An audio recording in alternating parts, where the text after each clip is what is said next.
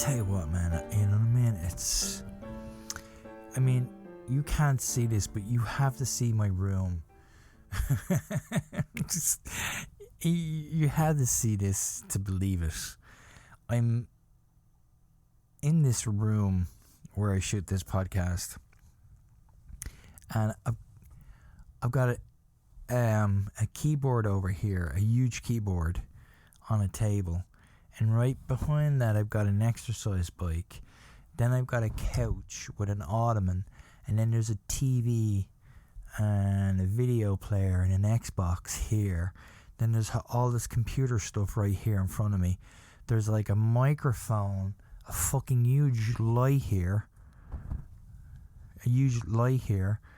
There's video cameras, there's what do you call that stuff that pumps up the volume? Preamp. There's a huge preamp here. Like, it's a 5x5 room. This is the smallest room I've ever come across, and I feel like I'm completely entombed in all this fucking electrical equipment, and whatnots, and like you literally, there's no room here. Like, there's wires all over the fucking place. You can't see them, right? But they're everywhere. I literally, to walk out of here, it's a death trap, is what it is. I feel like I'm gonna fucking burn alive here. It's you know what it's like? I feel like I'm being like crowded by this. I'm gonna talk about this. I don't care if people aren't interested. I'm interested, and that's the point. I feel like there's like electromagnetic just closing on me.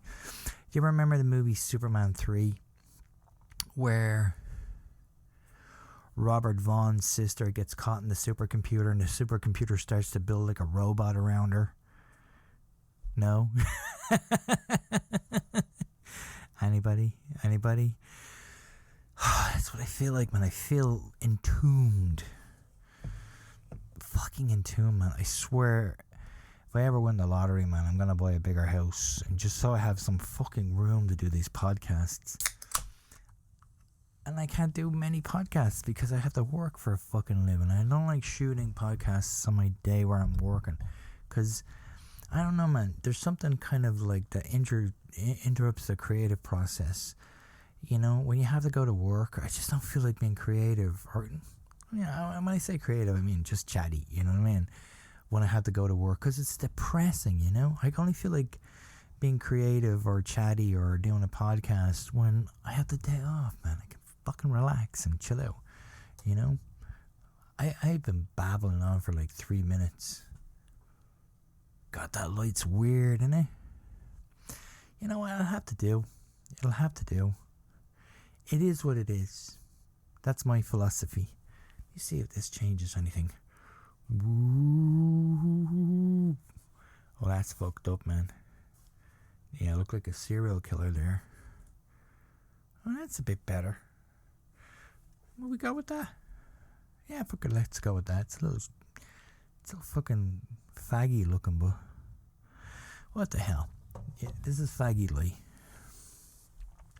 So I was telling this story to somebody the other day, and they didn't believe me. Okay, the story that I'm about to tell you, they were like, "Nah, that didn't happen." I'm like, "Dude, this totally happened," you know.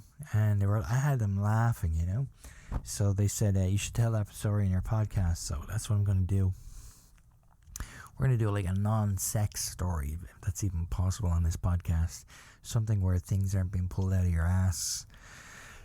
So, back in the late 90s, I wasn't in America long. I was working at Walmart. This is not a funny story. None of my stories are funny. You might get a chuckle, or it might be slightly amusing. That's what I'm aiming for. Slightly amusing. I couldn't be funny to save my life. But slightly amusing, I think I can achieve. There was an assistant store manager, and he was an asshole, like a real fucking asshole, man. Every time he'd see you, right, he'd like, "Hey," and he'd give you like 50 fucking tasks that you weren't able to complete. You know what I mean? It was too difficult, but he'd give you those tasks. Shit, am I running out of battery life? Oh, fuck. I better hurry this up. So, every time he'd see, he'd give you all these tasks. And then one day, right, I'm trying to hide from him. And I knew he was looking for me, right? And he's walking all over the fucking store. And here's the thing, right? I should have said this at the beginning. He, as a person, is or was legally blind. This is a true story. He was legally blind. He couldn't drive himself to work. His wife had to drive him to work. Okay? So he's looking for me everywhere, you know? I mean, he can walk around and stuff like that. And this is a true story, right? I was down one of the aisles looking at Star Wars toys, and I think I might have been playing with them, you know? But he walked to the other end of the aisle, and he stopped, and he stared at me, and I sort of was going, and I just stopped like that, right? I literally stopped like that. And he stared at me like this, and I stared back at him, and he went like this. And I didn't move. I was just like this.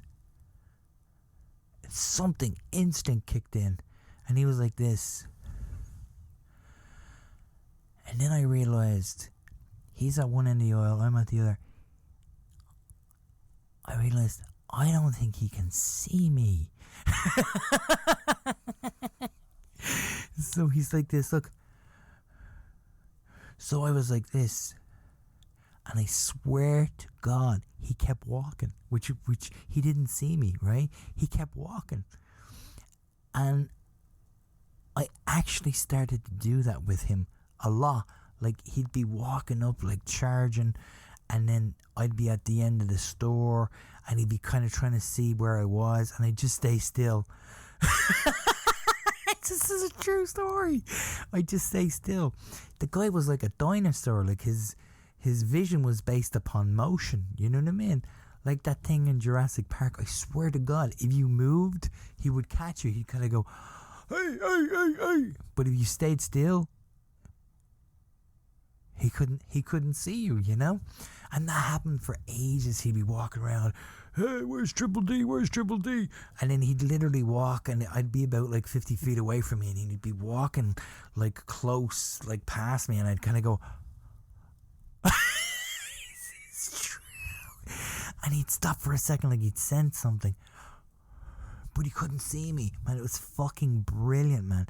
And all the other guys didn't get this, because he'd be walking around, and he'd come around the corner, and they'd be there, and they'd start to scatter, you know, and he'd see them, you know, because his vision was based upon movement. He could see them.